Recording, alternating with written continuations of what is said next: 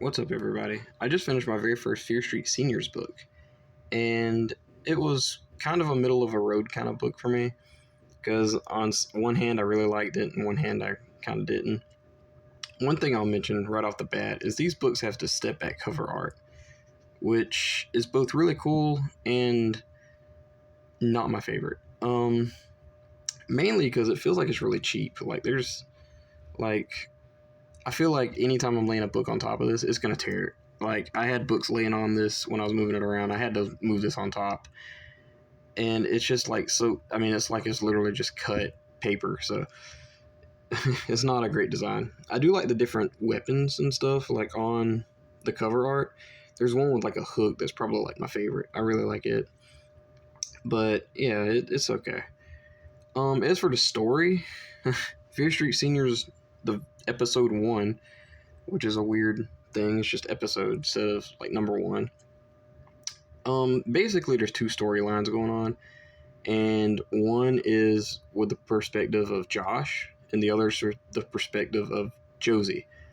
And Josh, and they're both brother and stepsister. So Josh storyline sucks. I'll be frank with that.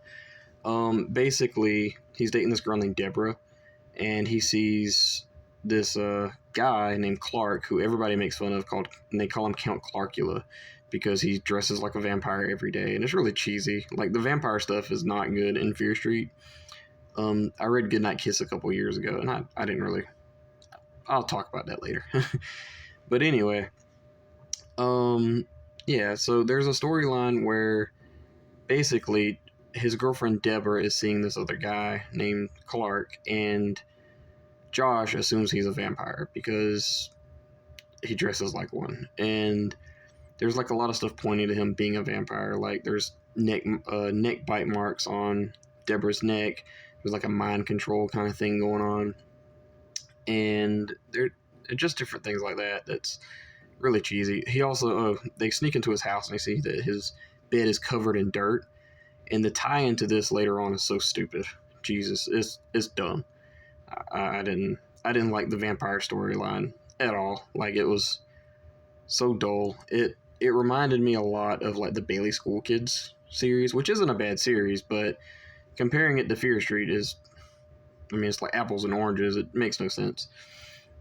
The other storyline, however, is about this girl named Josie who is failing her trig class, and the teacher is like kind of unfair to all these students, and nobody really likes them. And she goes with her friend, and they find this book. She lives on Fear Street, obviously. Her name's Jennifer Fear, and they find this book, and it's like a spell book.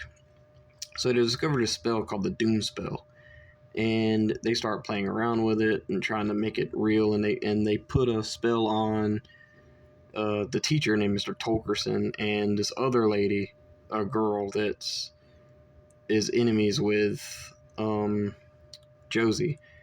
And it's not justified why they put a spell on this other girl. The girl's named Marla, by the way.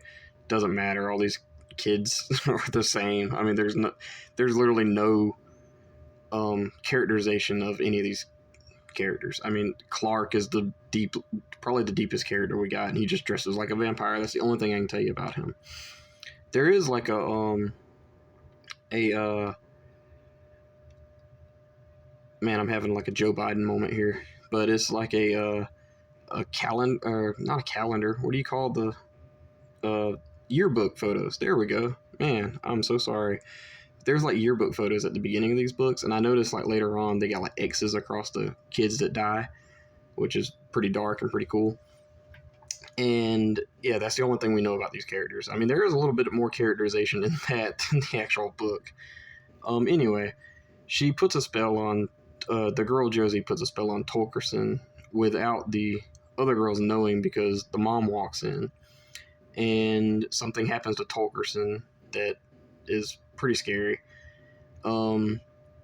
She also releases this thing when she does the Doom spell that's pretty awesome. Like what comes out of this book is really cool. I like it. It's not too crazy, but it makes sense. Anyway, that's basically the subplot of part two. Marla and Tolkerson, stuff, you think bad stuff happens to them. I would have much rather seen what all kind of cool doom spell stuff could happen, but it is what it is.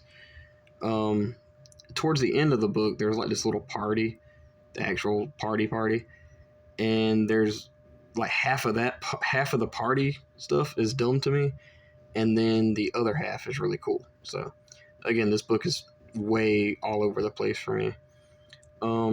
Towards the beginning, they have this like murder mystery thing that they think, and there's a reason why they're doing this, and it's dumb too. But when this thing that comes out of a book pops up, it gets cool. All right, and it's basically like a Mortal Kombat fatality spam throughout the whole book. And I will say that something happens to undo this, sort of, and I didn't like that, but I would much prefer that at the end of the series, but we'll see how it goes. The next series is like our next book in the series is like a summer theme, so I can't wait for that. But anyway, that's basically Let's Party from the Fear Street Senior series.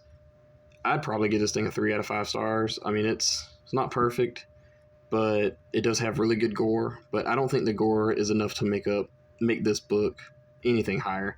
I was going to get a 4, but after like some of the decisions that was made toward the end of the book, I didn't care too much. Yeah, 3 out of 5 stars for me. Did you guys read Fear Street Seniors? Let me know in the comments below. Thank you. Bye bye.